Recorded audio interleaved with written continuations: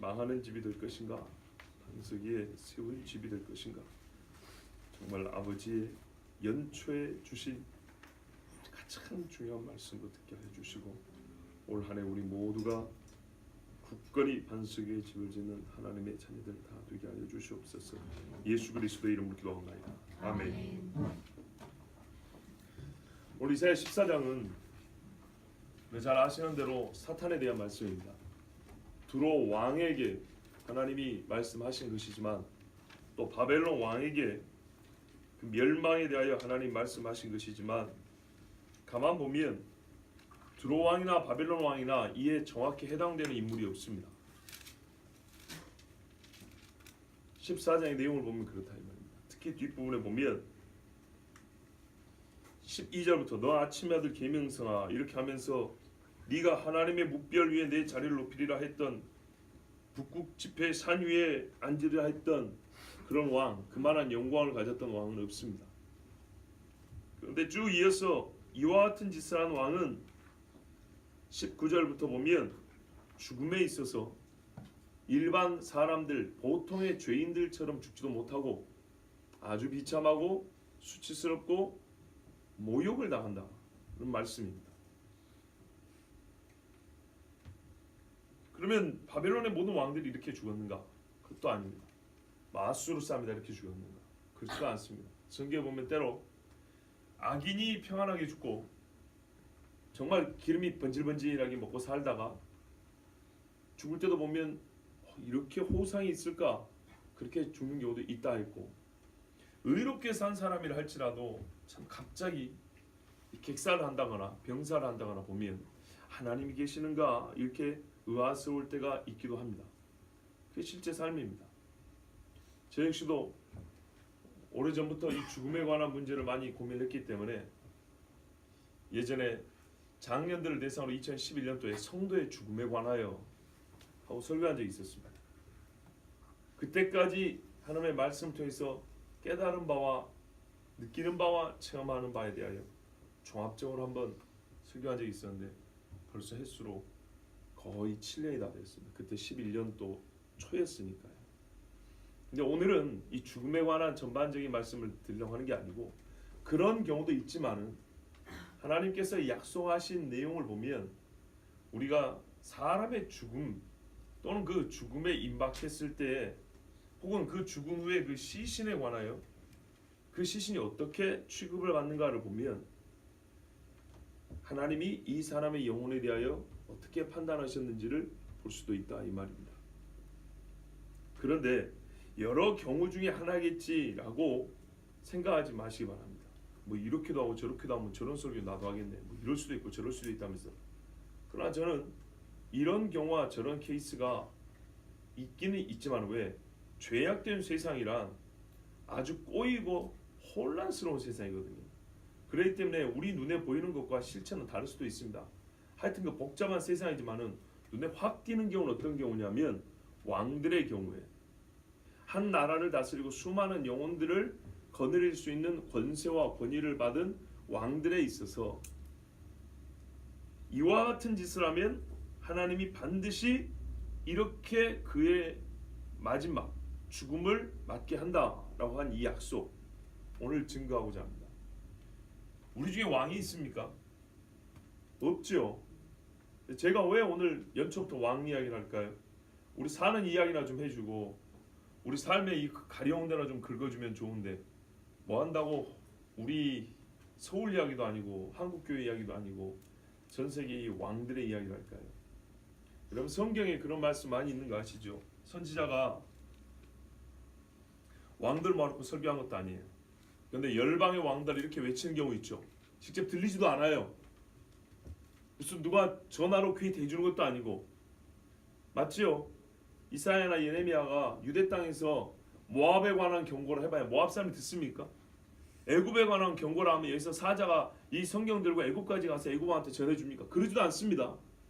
그런데 그렇게 외치는 것은 하나님께서 지금 유대 땅 이 자리에서 말씀하신 거지만 반드시 그 일이 이룰 것이고, 그 일이 이룰 때 우리가 보는 그 현상을 보고 하나님이 살아계신 신인 것을, 여호와가 하나님인 것을 알게 하려고 그래서 외치는 겁니다.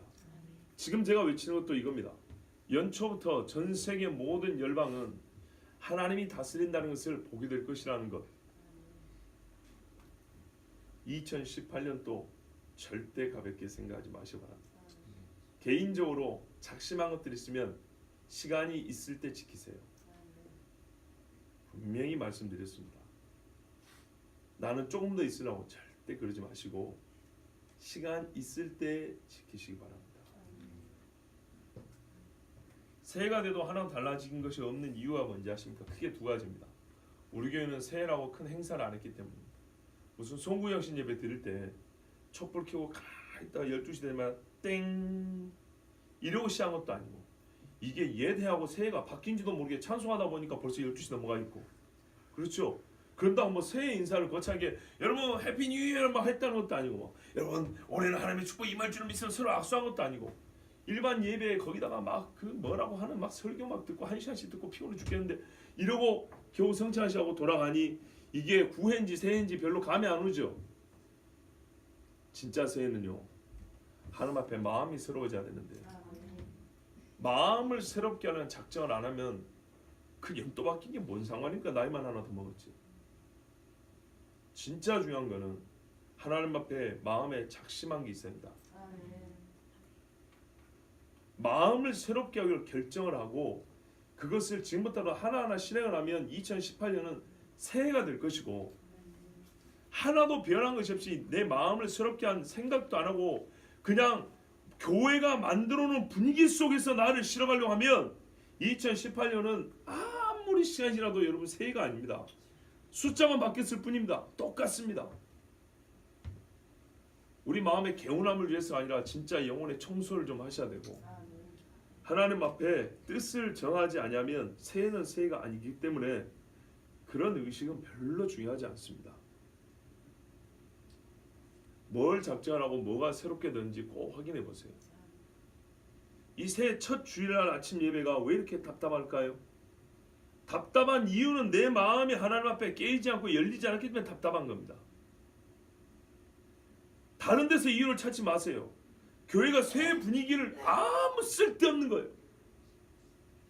새해가 되면 눈도 좀 오고 말이죠. 뭔가 서로 막 활기찬 분위기를 원하지 마시고 내 영혼을 하나님 앞에 소생시킬 수 있는 길이 여기 있으니까 이 말씀을 따라가세요. 안 그러면 시간이 지날수록 숨이 탁탁 막힐 겁니다. 절대로 가볍게 듣지 마시기 바랍니다.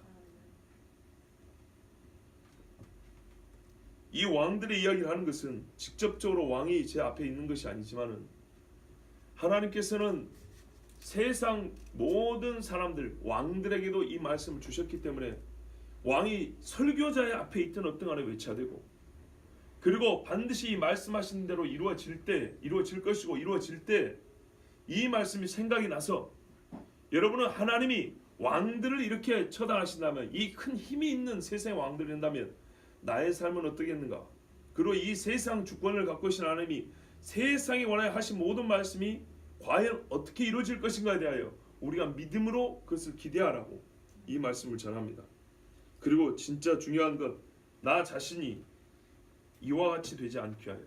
성경에는 맥락을 가지고 읽어야 되지만 그 맥락 안에서 읽는다는 것이 보편적 적용을 방해하는 건 아닙니다. 무슨 말인지 이해가 되십니까? 애굽에 하나님이 10가지 재앙을 내렸습니다. 이스라엘 백성이 애굽에 종살이하고 있었고 하나님 앞에 부르짖었습니다. 그래서 하나님이 구해주려고 모세를 보냈죠. 그래서 이스라엘을 애굽에서 꺼내는 맥락입니다. 그 맥락에서 하나님이 10가지 경고 겸 벌을 줬습니다. 그렇죠? 그러면은 그 9가지 10가지 재앙을 우리가 읽고 볼 때 이거는 맥락에서만 읽는다고 해가지고 이거는 애굽에서만 있었던 일이지 다른 나라에는 있지 않을 거야. 이거는 못된 바로 이것만 있는 일이지 우리나라에는 있지 않을까 이런 생각하면 될까요? 안 될까요? 안 되죠. 이해되시죠? 하나님의 뜻이 맥락 안에서 실제로 나타납니다. 그러나 동일한 그런 맥락이 발생한다면 아시겠죠? 동일한 패턴의 일이 동일한 유형의 일이 또 반복된다면 하나님은 같은 법칙과 동일 원리에 의해서 똑같이 심판합니다. 똑같이 복도 줍니다. 복도 어떻게 해요? 마찬가지예요. 선자들과 사도들이 고생했어요. 그러면 그 맥락에서만 읽는다고. 아, 이거는 엘리야 당시의 문제라고. 엘리야 때만 그 가뭄에 기름이 마르지 않고 가루가 마르지 않았다고. 그럼 어떻게 해요? 엘리야만 그런 은혜를 받고 삽니까? 아니죠. 보세요. 광야에서 이스라엘 사람들은 40년 동안 만나를 먹고 살았어요. 반스에 나오는 물을 먹고 살았어요. 이게 더 큽니까? 엘리야 경우만 큽니까? 광야가 더 크죠. 훨씬 더 크죠. 그러면 우리가 하나님 앞에 만나라는 은혜를 받기 위해서는 광야로 다 나가야 됩니까? 그게 아니죠.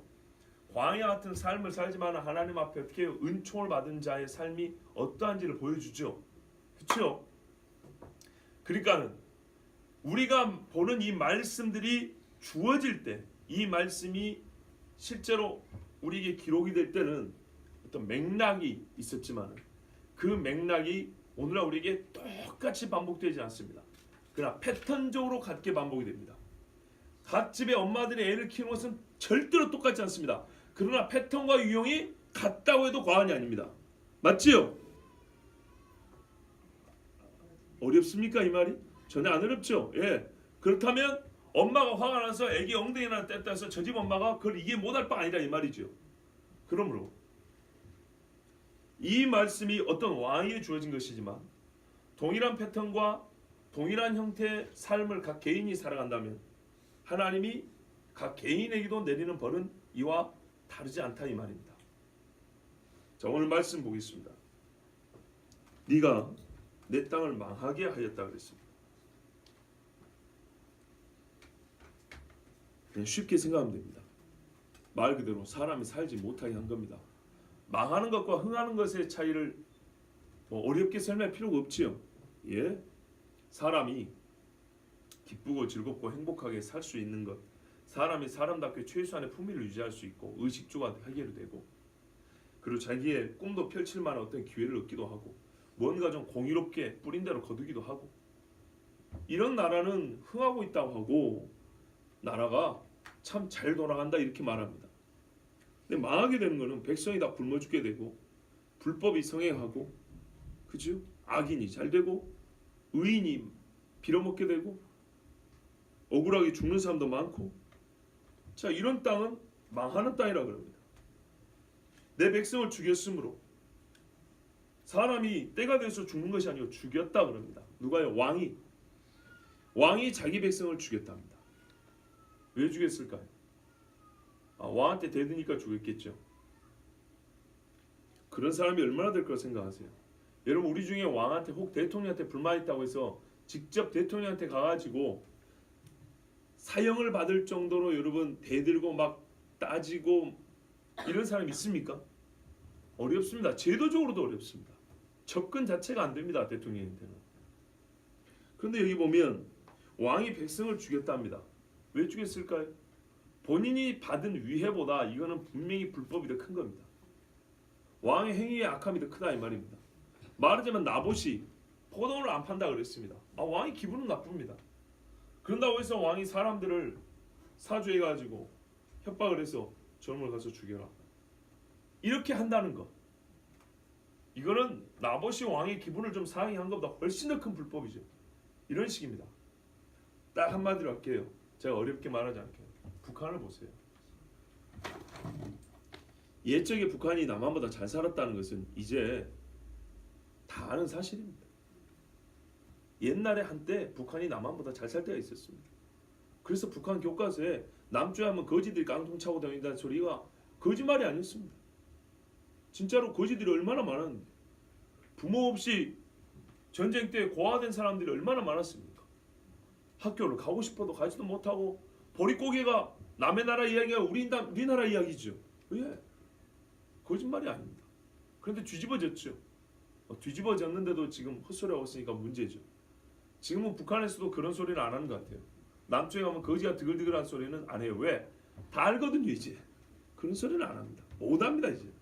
자 그런데 그랬으면 어떻게 해야 될까요? 자기 백성들한테도 솔직히 말해야겠죠. 그런데 지금 뭐 하고 있습니까? 핵개발하고 난리를 하죠. 저번에 유철수 이사님 와서 이야기했죠. 총알 하나 만드는데 돈이 얼마 드는지. 그 돈이면은 북한 돈 가치로 볼 때 사람들이 어떻게 먹고 살 수 있는지, 물론 명분이 있겠죠. 정치하는 사람들은 자기 체제 유지를 위해서 그런다는, 뭐 복잡한 이야기 표시 딱 한마디면 될 거 아닙니까? 자기가 그 권세를 계속 누리려고 하다 보니까, 북한이라는 나라 체제를 유지하려고 보니까 그렇게 할 수밖에 없다 하겠죠.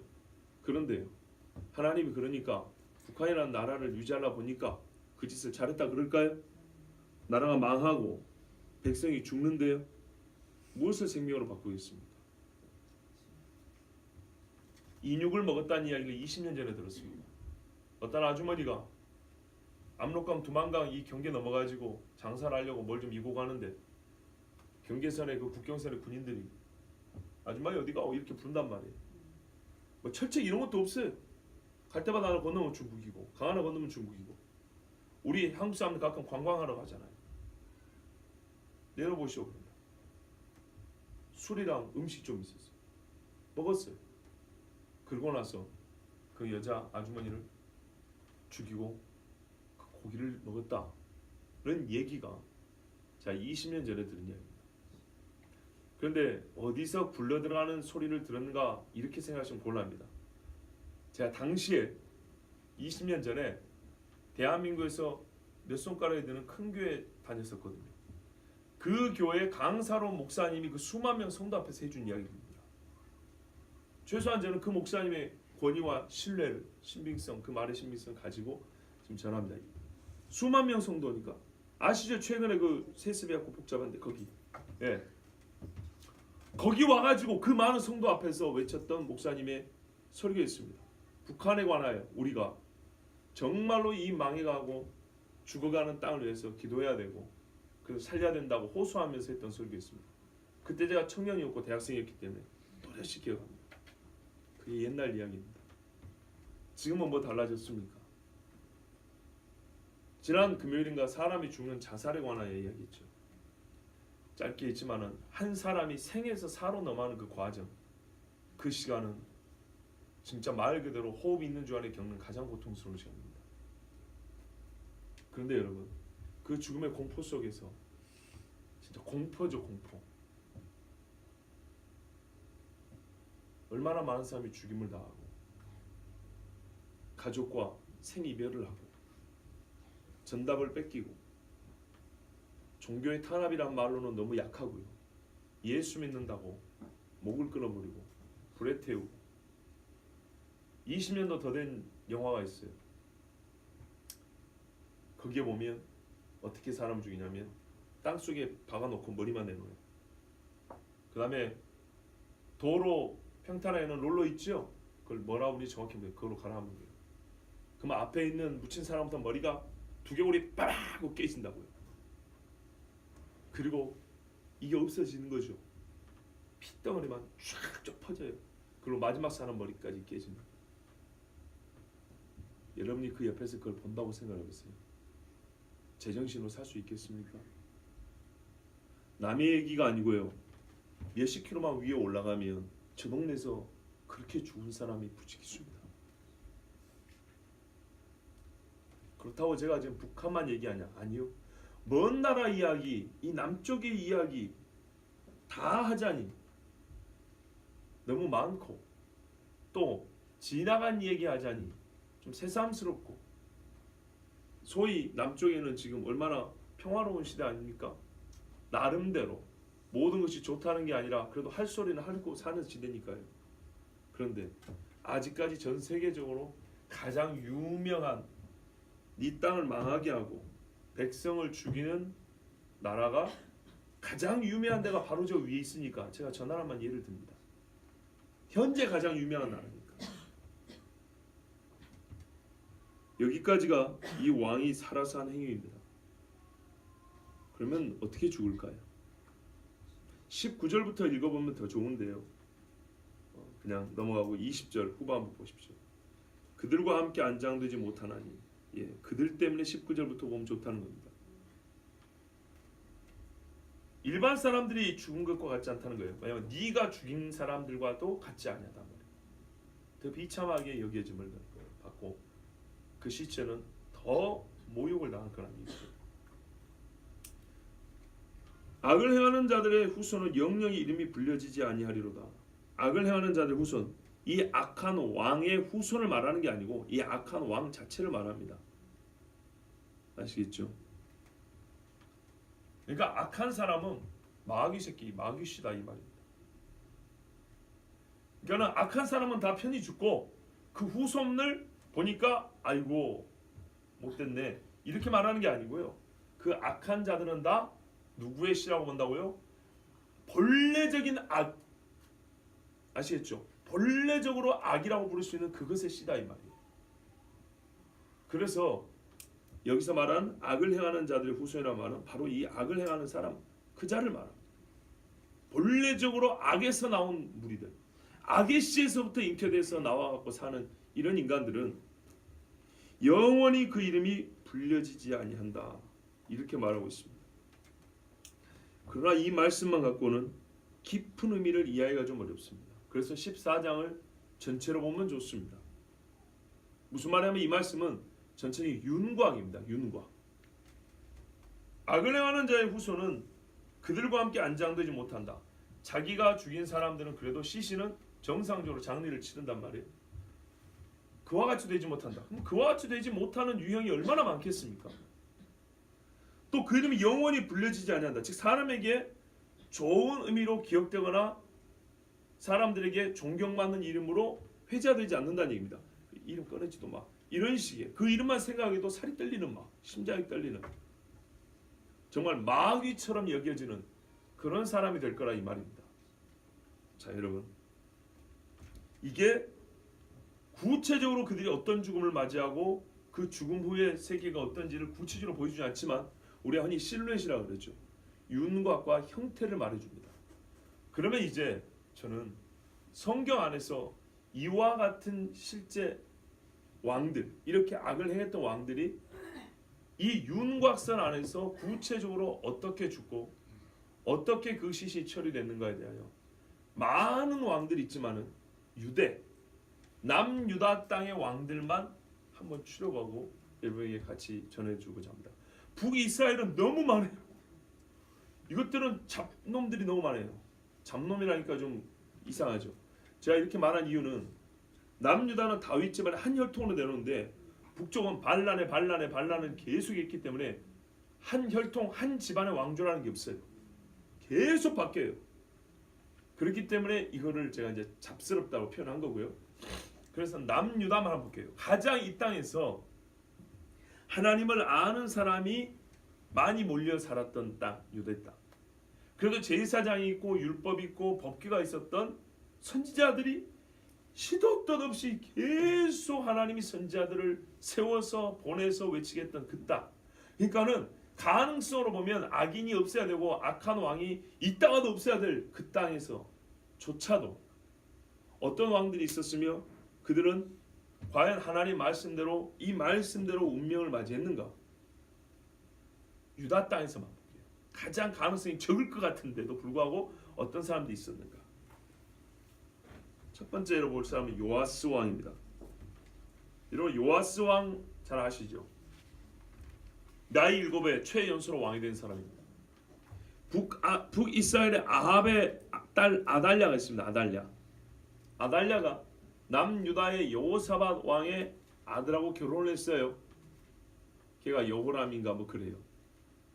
그놈이 아들 하나 죽고 여호아하스가 아들 하나 죽고 낳고 죽었는데 이 아들도 죽어버렸어요. 그러니까 이 아달랴라는 여자가 화가 나가지고 다윗 집안의 씨를 말려버린다고 그 집안의 남자들 다 죽여버렸어요. 아합의 딸이 와가지고 그때 이 요아스라는 막내 아들 하나 1살짜리였거든요. 얘 하나 남았는데 나이 많은 누나가 시집을 갔어요. 이 시집을 가가지고 이 누나가 대제사장 여호야다하고 결혼을 했는데 그러니까는 매부가 대제사장이에요. 나이가 많아요. 나이 차이가 많이 나요. 그래서 이 여호야다 침실에 숨겼다가 나중에 여호야다 대제사장 집에 성전에서 6년 동안 숨겨서 키웁니다. 7살이 되었을 때 여호야다 대제사장이 성경에 보면 참 재밌어요. 성전 문지기가 있어요. 문지기가 세 팀으로 돼 있는데 문이 열려서 출번자와 입번자를 다 제자리에 서게 합니다. 우선 교대를 해야 될 거 아닙니까? 교대가 끝나서 집으로 갈 사람도 못 가게 막아놓고, 막는 게 아니라 미리 말해놓습니다. 이날은 너희 집에 가지 말고 일단 대기해라. 입번자들은 입번하고 출번자들은 집에 가지 말고 대기하고. 그러면 평소보다 수가 더블이 되겠죠. 왕을 호위해라는 거예요. 그 백부장들 불러가지고 왕을 보여줍니다. 즉 요아스를 보여줍니다. 이가 다윗 집에 남으시다. 어떻게 할래? 아달랴가 6년 통치를 했는데 이 여자한테 통치를 받을래? 아니면 어리지만은 다윗 집안의 왕을 세울래? 결정해라. 여호야다 대제사장이 목을 걸고 말합니다. 그때 군대 장관들이 우리가 이 왕을 세우겠습니다. 그러면 내 말대로 군사들을 모아가지고 이 안식일을 이렇게 정리하고 레위인 이 문지기들과 함께 왕을 호위하고 왕 만세를 하고 기름을 붓고 왕을 세우려니까 너희가 아달랴로부터 이 아이를 보호해줘야 된다. 그래가지고 왕을 세웁니다. 이 사람이 요아스입니다. 자, 그러면 이 요아스가 어려서 성전에서 자랐고 자기 매부가 누구라고요? 대제사장이죠. 당대 진짜 훌륭한 사람입니다. 이 대제사장이 130살까지 살았어. 그러면 이 사람한테 신앙교육을 잘 받았겠죠? 맞아요. 그래서 여호야다 대제사장 살 동안에 이 요아스 왕은 하나님을 경외했다고 돼 있어요. 그런데요, 불명예스럽게도 중간에 신앙을 잃어버리고 배도한 첫 번째 왕이 된 사람이 요아스입니다. 여호야다 대제사장이 죽고 나서 그 아들 이름이 스가랴입니다. 스가랴는 여러 사람이 있어요. 여러 사람. 놀리지 마세요. 여러 사람이 있어요. 네. 근데 사가랴라고 하든가 뭐 하여튼 이름이 있어요. 찾아보면 나와요. 스가랴예요. 스가랴. 근데 이 요아스가 중간에 하나님을 배신하고 우상을 숭배합니다. 그때 스가랴가 그러니까는 말하면 조카뻘이죠. 나이가 많은 조카라고 봐야 되겠죠. 누나가 결혼해가지고 숨겨줬잖아요. 그러니까 누나의 그 남편 매부는 죽고 그 집 아들이니까 이쪽을 보면 나이 차는 얼마 안 나. 조카잖아. 조카가 자기 삼촌한테, 왕이 삼촌한테 당신 그러면 안 된다. 이제 이 조카가 대제사장 아닙니까? 우리 아버지 살았을 때 배운 하나님 말씀대로 살아야 돼. 몇 번을 가서 얘기를 했어요. 그런데 이 요아스가 이 건방진 새끼 하면서 성전에서 스가랴를 죽여버렸어요. 성전에서 대제사장을 살해한 사건입니다. 요아스가 진짜 배은망덕이 윤수죠. 그래서 그거 어떻게 죽은지 아십니까? 뭐 성경 읽으면 자세히 나오는데 끝부분만 얘기해 줄게요. 요아스가 전쟁 중에 몸에 상했어요. 부상을 입었어요. 그 후에 그 신복들이 이 왕을 보호하고 치료해야 되지 않겠습니까? 그런데 안 그러고 역대하 24장 22절 이하에 보면 제사장 여호야다의 아들들의 피로 인하여 모반하여 안 2절 스가랴만 죽인 게 아니었어요. 대제사장의 아들들을 몰살시켜버린 거예요. 제사장 집안을 쓸어버린 거예요. 이 요아스가. 그래서 뭐래요? 제사장 여호야다의 아들들의 피로 인하여 모반하여 그 침상에서 쳐 죽인지라. 군 장관들이 자고 있는데 와가지고 몸이 부상있고 치료하는데 네가 제사장의 아들을 죽였지? 칼로 난도질하고 죽여버렸어요. 이렇게 죽임을 당한 게 요아스예요. 얼마나 비참한가 보세요. 다윗성의 장사였으나 열왕의 묘실은 장사하지 아니하였더라. 백성이 다윗이 묻힌 곳이 뭐냐면 다윗성에 왕들의 묘실이 있어요. 왕들의 공동묘실이라고 보시면 돼요. 그 동네는 석관이거나 굴로 팠겠죠. 거기에 그 시신을 안치해야 되는데 이 신하들이 요아스 같은 왕은 그래도 왕이니까 성에는 장사를 지내주는데 성 어딘가는 장사를 지내주는데 역대 왕들이 있는 쪽에는 안치할 수 없다. 왕으로서 대우를 해준 거예요? 안 해준 거예요? 안 해준 거예요. 죽은 후에 무슨 소용이냐 하지만은 그것이 살아있는 사람들이 주는 의미는 매우 큽니다. 그 다음에 아마샤라는 왕이 있어요. 이 아마샤라는 왕이 어떻게 했냐? 역시 이 사람도 처음에 하나님을 믿었어요. 그러다가 돌이켜 여호와를 버린 후부터 역대하 25장입니다. 하나님을 버리니까 역시 예루살렘에서 무리가 저를 모반한 거로 저가 라기스로 도망하였더니 이 사람이 도망을 했어요. 도망을 하는데 모반한 무리가 사람을 라기스로 따라보내어 저를 거기서 죽이게 하고 왕을 쫓아와서 죽였다 이 말입니다.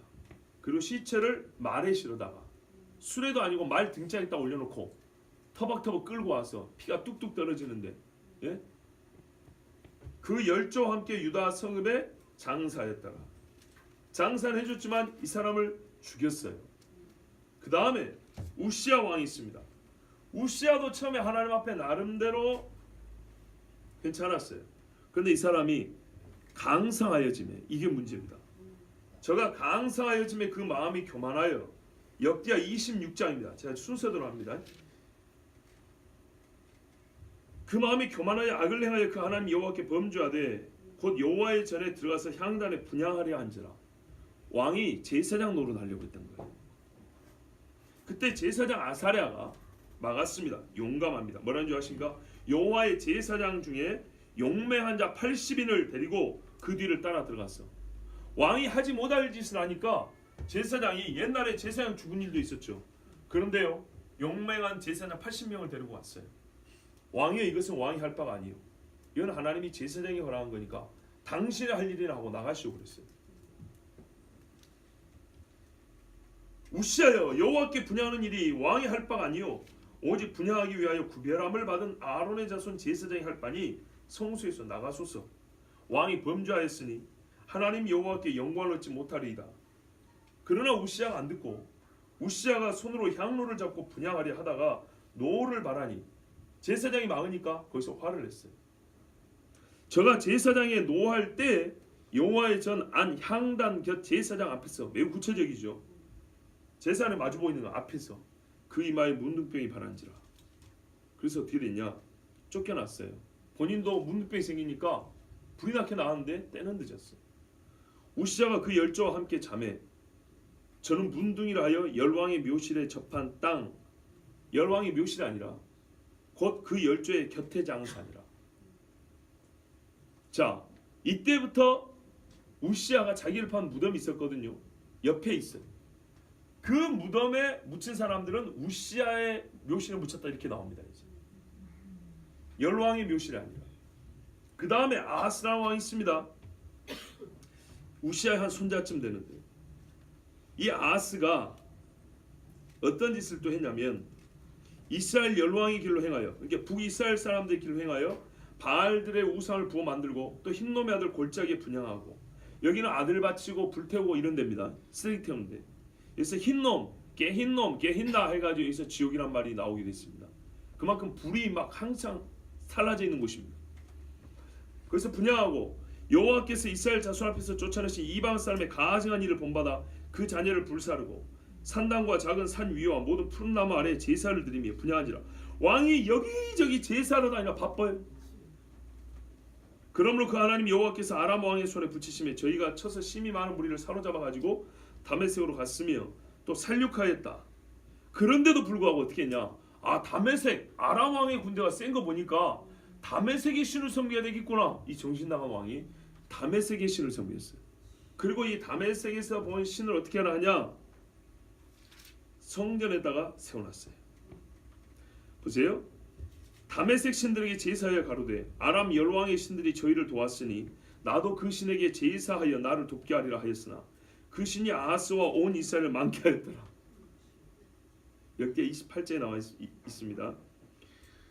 이거 헛짓을 하니까 망하겠어요. 나라가 더 망했어요. 그런데도 아하스가 어쨌냐? 하나님의 전 기구들을 모아 회파하고 여호와의 전문들을 닫고 문을 닫아버렸어요. 사람들이 성전을 못 들어가게. 예루살렘 구석구석마다 단을 쌓고, 예레미야 때 보면 동네마다 골목 끄트머리마다 우상 단지들이 질비하다 그랬어요. 다 이때 만들어진 것들입니다. 각 유다 각 성읍에 산당을 세워 다른 신에게 분향하여 그 열주 하나님 여호와의 노를 격발하게 하였더라. 그래서 아하스가 죽었는데 이스라엘 열왕의 묘실을 드리지 아니하고 예루살렘 성에 장사했더라. 왕의 묘실을 안 둡니다. 그 다음에 므낫세. 이 므낫세는 히스기야의 아들입니다. 이 므낫세는 얼마나 악했냐? 이방 사람의 모든 가증한 일이나 이스라엘 사람의 모든 가증한 일을 다 따라 했는데 가장 악했다고 되어 있습니다.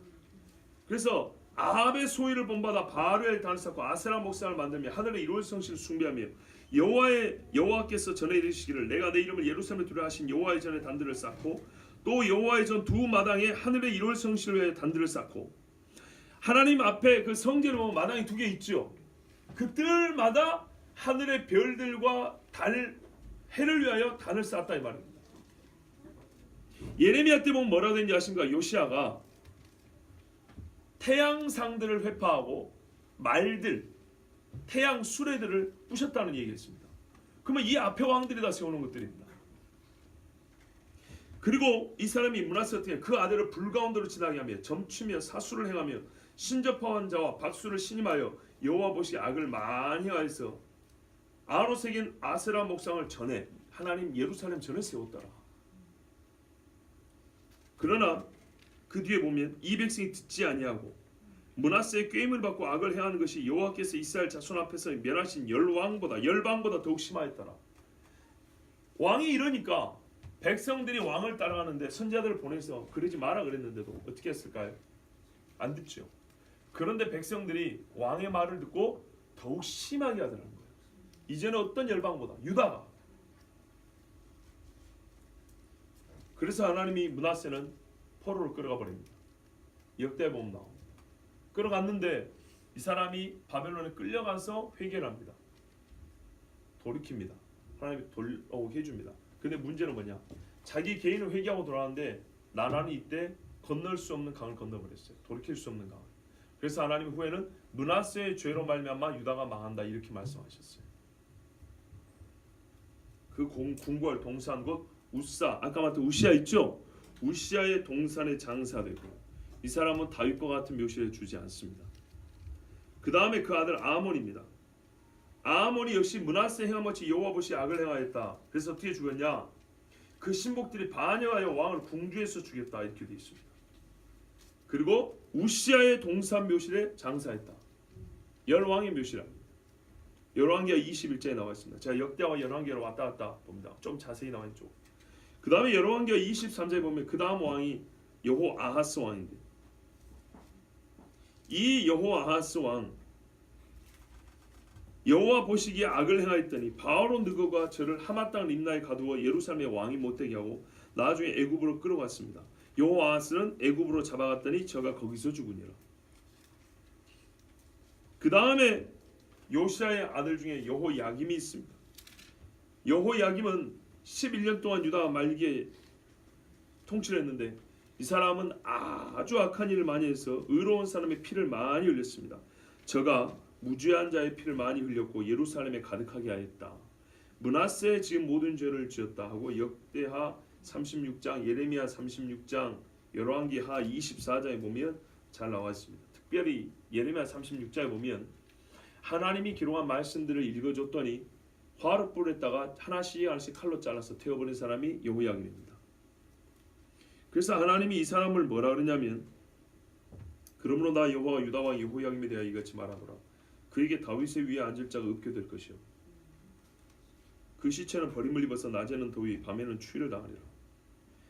그래서 여호야김이 그 하나님 보시 악을 행하였더라. 바벨론 왕 느부갓네살이 올라서 치고 저를 쇠사슬로 결박하여 바벨론을 잡아가고. 무슨 말이냐면 이 사람을 바벨론으로 잡아가다가 죽였다 이 말이에요. 길바에 던져버렸어요. 이게 여호야김.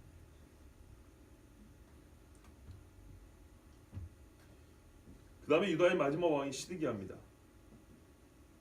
이 바로 앞에 여호야긴이 있는데 이 사람도 악하지만 어린 나이에 석 달 치리했습니다.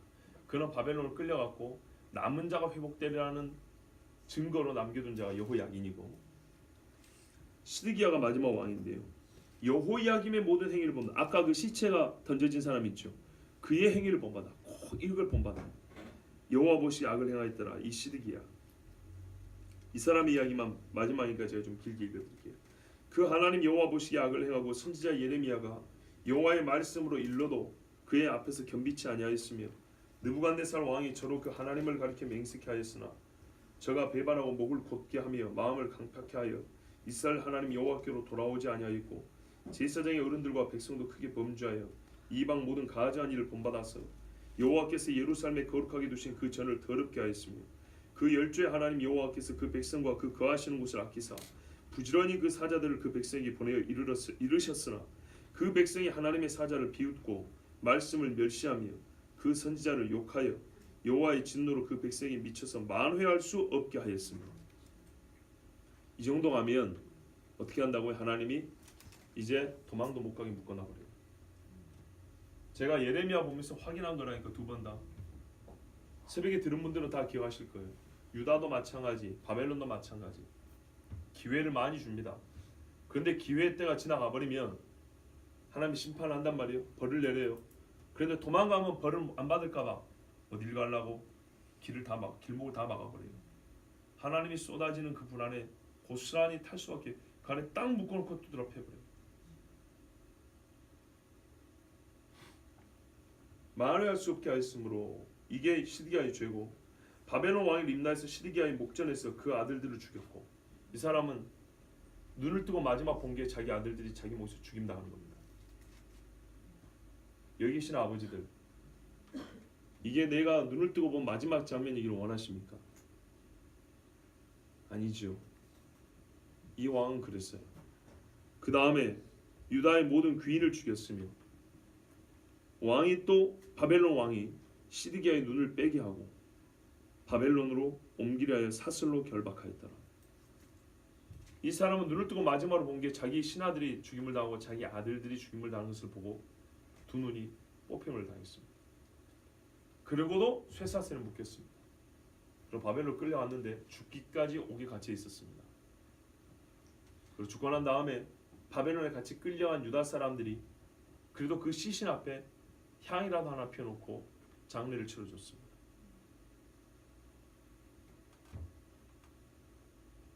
칼에는 죽지 않는다고 예레미야 34장에 말씀을 놨지만 이 사람은 감옥에 갇혀서 죽었다 그뿐입니다. 예레미야 34장에 보면 네가 칼에는 죽지 않냐고 평안히 죽는다. 이 말은 일생에 행복하게 살다 죽는다는 얘기가 아니고 칼 맞아 죽지는 않고 네가 숨에 닿아서 죽는다는 얘기일 뿐입니다. 어떻게 해요? 쇠사슬에 묶여서 바벨론으로 종으로 잡혀갔어.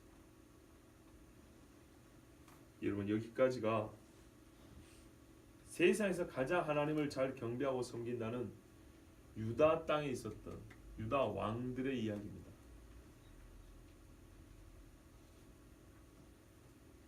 남의 이야기죠. 너무 먼 나라 이야기고 옛날 이야기죠. 근현대사를 잘 보시기 바랍니다. 우리는 역사를 잘 안 보죠. 잘 모릅니다. 너무 몰라요. 최소한의 교양으로도 몰라요. 우리나라 이야기인데 우리나라 이야기에 별로 관심 없어요. 왜? 먹고 살다 바쁘다 보니까. 그죠? 정말 속의 것들을 채울 수 있는 방법, 하나님이 성경을 주셨고 성경이 진리이기 때문에 성경에서 말씀한 것들이 실제로 일어난 일을 또 기록한 이야기들이 많이 있어요. 성경은 뭐라면 전쟁에는 야사의 책을 보고 선지자 이도의 책이 있고 성경은 없어요. 여기에 이도서가 있습니까? 없지요. 그러나 그런 책들이 있다고 했어요. 그런 책들은 이스라엘 사람이면 보라고 준 거예요. 하나님. 그리고 내려오는 이야기들이 있어요. 그런 이야기들을 듣고 배우며 열 왕들의 이야기, 그리고 신명기도 뭐라면 옛적 일이 궁금하면 너희 아비에게 물어라. 옛날에 하나님이 어떻게 역사한지를 보려면 너희 선조에게 물어라. 그들이 너에게 대답하여 가르쳐 줄 것이요. 이게 어른들이 해야 될 제1의 책무입니다. 그렇지 않으면 망합니다. 역사를 모르는 백성은 망한다 그랬습니다. 제가 지금 말씀인 건 세상 역사를 말하는 그 정도 얘기가 아니고 하나님께서 가장 사랑하는 이스라엘 백성을 다스리던 왕 다윗의 후손들입니다. 결국에는 이 집안을 통해서 예수님도 옵니다. 그런데도 불구하고 그 죄로 말미암아 하나님 주신 이 복된 땅을 망하게 하고 그 백성을 죽게 하였을 때 이들의 결말은 평안히 죽지도 못하고 영예롭게 장사 지내지도 못하고, 이 말은 윤과 실루엣이라 그랬죠. 그것이고 그 죽음 후의 운명을 말해줍니다. 그들이 어디 갔을 것 같습니까? 반면에 히스기야는 죽을 때 뭐라 하냐면 백성이 저를 존경하여 열 왕의 묘실 중 높은 곳에다 장사했다 되어 있습니다. 요시아는 젊어서 죽었지만 그는 하나님 앞에 율법을 지키기에 요시아 같은 사람이 없었다. 그 전에도 그 후에도 없었다. 분명히 그랬습니다. 그래서 그걸 알았기에 백성들이 요시아가 죽었을 때는 온 백성이 통곡을 했고 당대 선지자 예레미야는 애가를 지었다 되어 있습니다.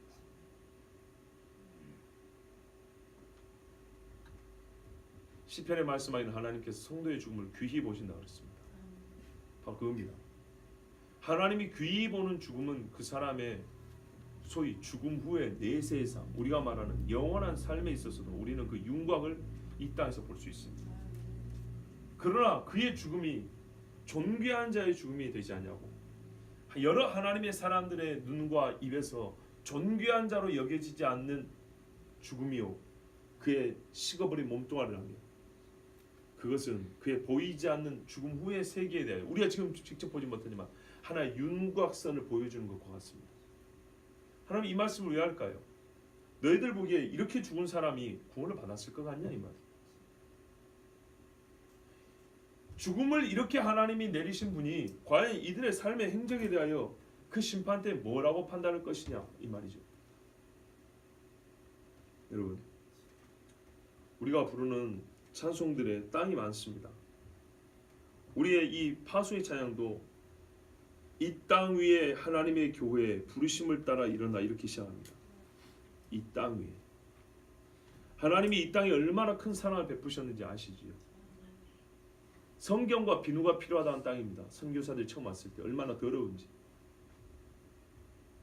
얼마나 우상이 많고 집집마다 제산 날이면 음식 내다 놓고 개새끼들이 먹고 토해놓고 사람들이 술 마시고 토하고 막걸리 막 부어놓고 얼마나 더럽고 지저분하게 살았습니까?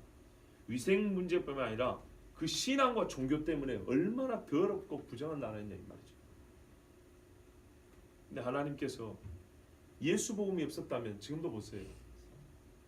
예수 복음이 거쳐가지 않은 나라들, 아직까지 그 복음이 정말 뭘까요? 횃불처럼 타오른 적이 없었던 나라들과 그래도 한 번이라도 거쳐간 나라들 한번 보세요. 그러나 거쳐간 후가 돼버린 나라들은 또 어떻게 무너지는지 보세요. 그 혼란과 무질서와 더러움과 가증스러움이 이런 말할 수가 없습니다. 말씀드렸잖아요. 기독교 국가는 유럽 국가들 중에 덴마크 같은 데는 어떤 법이 발효가 됐다고요?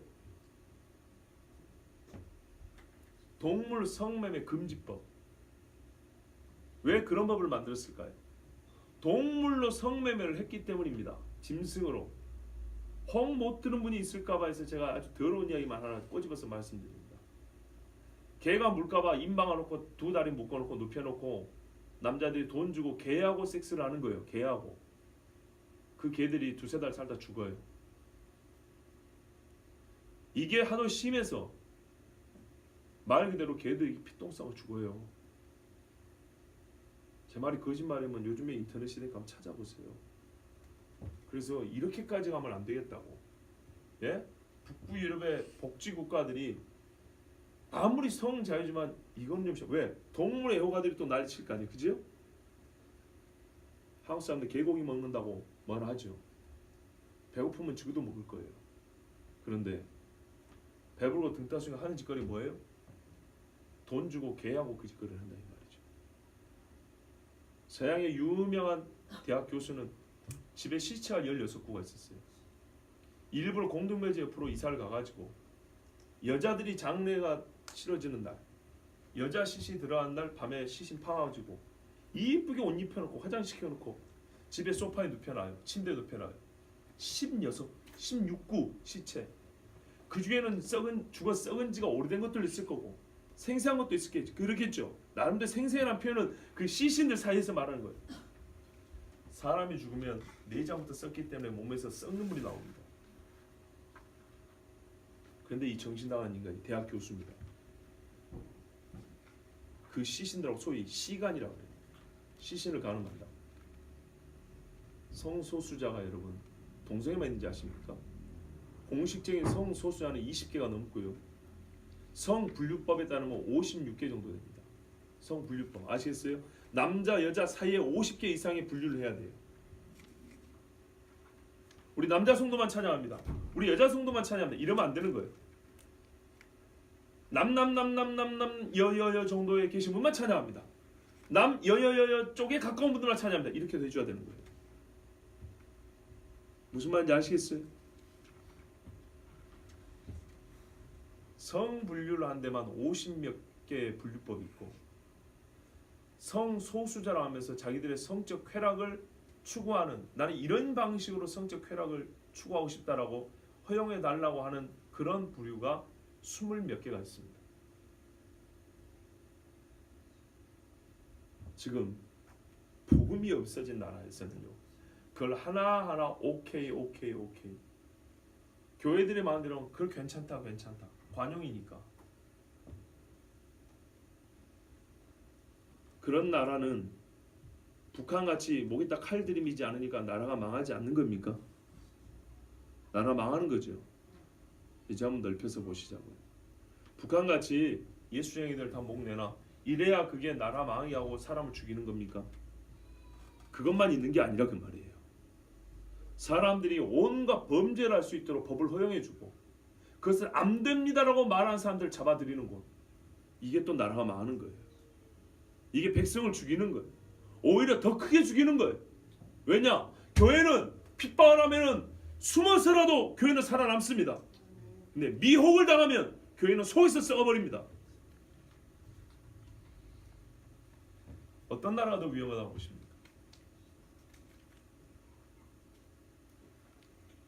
여러분, 진짜로 무서운 시대입니다. 이리 되면 우리 주님이 오실 때 이 많은 왕들에 대하여 어떻게 하시냐? 이 말씀들 합니다.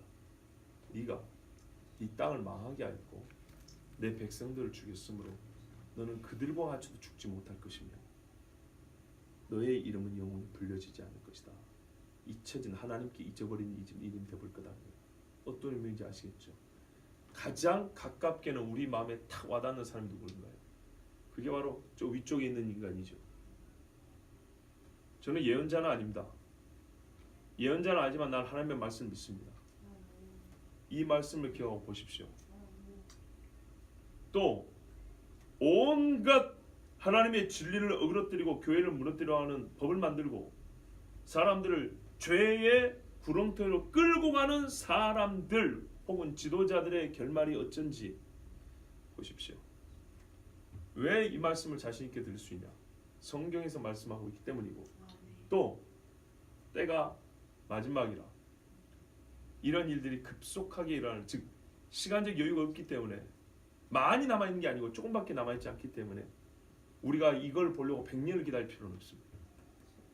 불과 몇 년에서 10년 어간이면 볼 수 있는 일입니다.